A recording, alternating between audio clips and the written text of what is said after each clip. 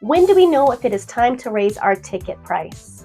Hey, I'm Danny Rosa. As a benefit auctioneer and gala fundraising consultant, I have had this conversation countless times with my clients. So let's get into whether or not it is time for you to raise your ticket price and how you know. To start off with, I want to talk about two real events that I was a part of in 2024. We're going to call one the quantity gala and one the quality gala. We're going to do a little comparison by them, and this is going to help us understand a little bit more about raising ticket prices.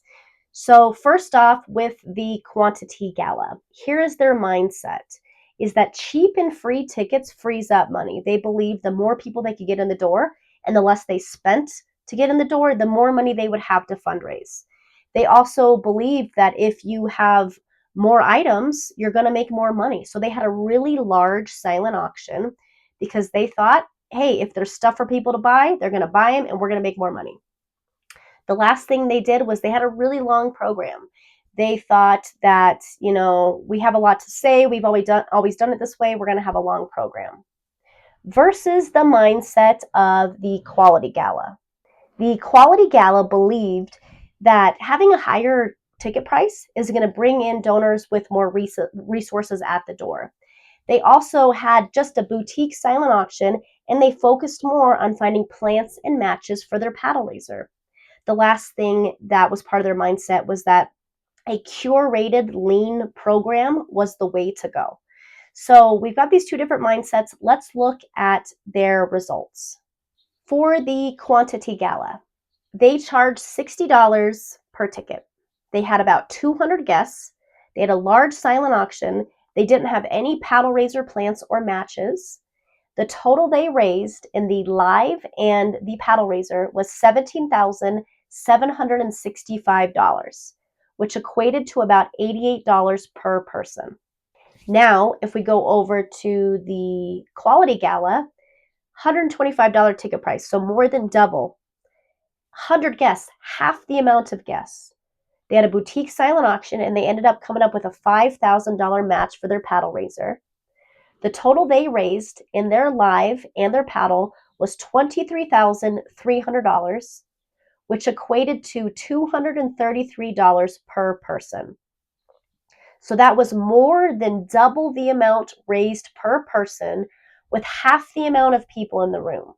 So, what does this tell us? The most important takeaway from this is event turnout does not equate to event payout. We had way more items. We had way more people at the quantity gala, yet we raised way more money at the quality gala.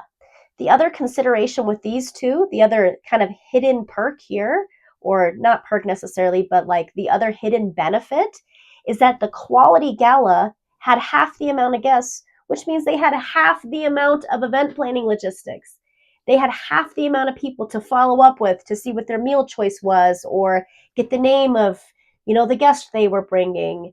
They had half the amount of that to do. They had half the amount of the catering bill, the bar bill, you name it. Okay, so there's a big difference here. So I share this with you to start everything off so that we can understand that the higher the ticket price, usually the more money we make, regardless of the number of people in the room. Okay, so that example helps us understand that event turnout does not equate to event payout. So let's look at where the ticket price fits in. We're going to look at the pure profit iceberg here. Now, if you see this iceberg, like an iceberg in nature, part is under the water, part is above the water. Everything below the water, your donors and your guests don't see happening. Everything above the water, they do see happening. At the very base of the iceberg, it says that sponsors and tickets need to cover event costs.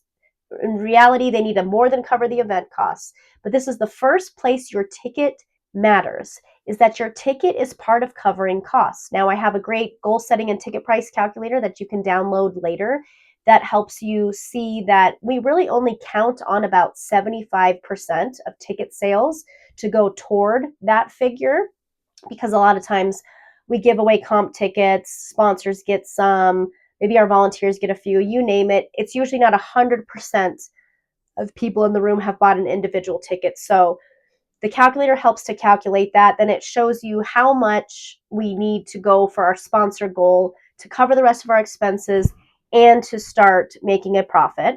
So at the first level, that's where our ticket price matters.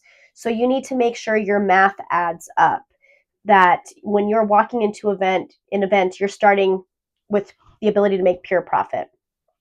The middle level, we're not going to get into this much in this video. However, the fundraising foundation, the matches and the plants, that's where we want to spend the majority of our time to ensure that we're having a really profitable, high ROI event. But for our purposes, let's go to the event night impact, okay?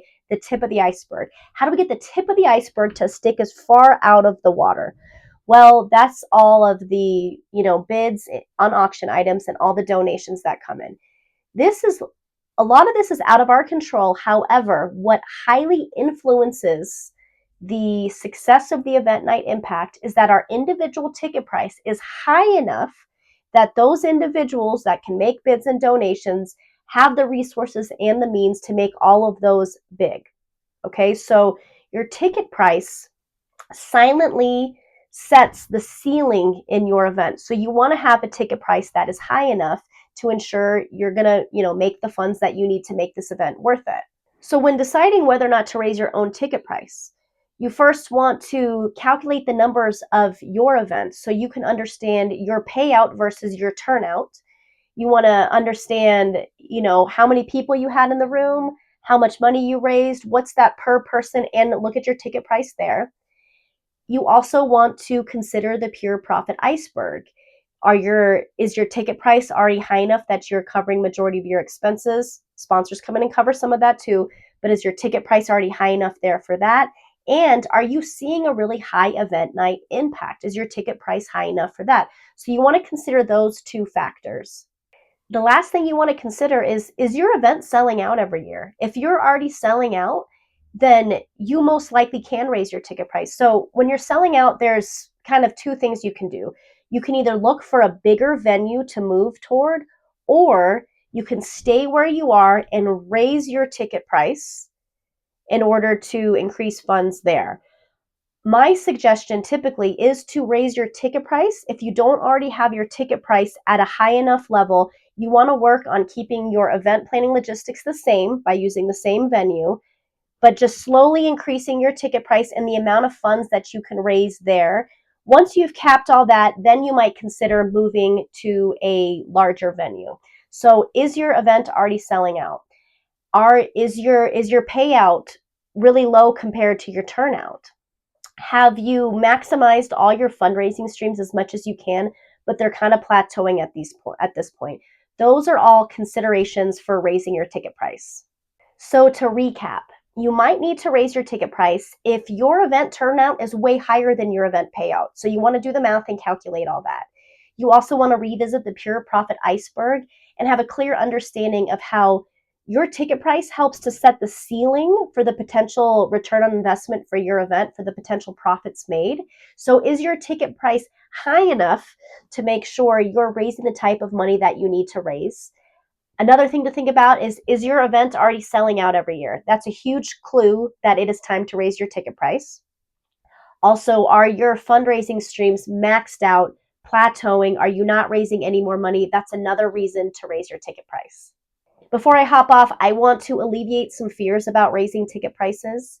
Sometimes we are nervous that nobody's going to show up. The reality is you might end up with less people. However, the people that do buy your raised ticket price should have a capacity to raise more money. So your payout should not be affected by that. And in so many cases, I have seen the payout be way higher because, again, we are bringing individuals in the room that can afford the increase in ticket price. And then another common concern I get is that you don't want to leave people behind. We're going to put a link to another video below for you that goes into, the fears about ticket prices and raising ticket prices. We're going to get deeper into that. That video gets deeper into that, but I just want to give you some peace of mind that there are strategies that I call layered access strategies. There are strategies to raise your individual ticket price while still bringing some of the folks with you that might not be able to afford that full ticket price. There's strategies to still bring them with you, so it's not just this huge, harsh transition. So check out that video links below. If this has been helpful for you, uh, subscribe to our newsletter to get more videos just like it, but also download the goal setting and ticket price calculator below. That will help you work through some of these figures, make it a little bit more objective, a little bit easier to go through. Also, check out that video if you're still kind of feeling a little queasy about raising your ticket price. Check out that other video that we've linked below for you as well. And as always, we hope this is your most profitable gala yet.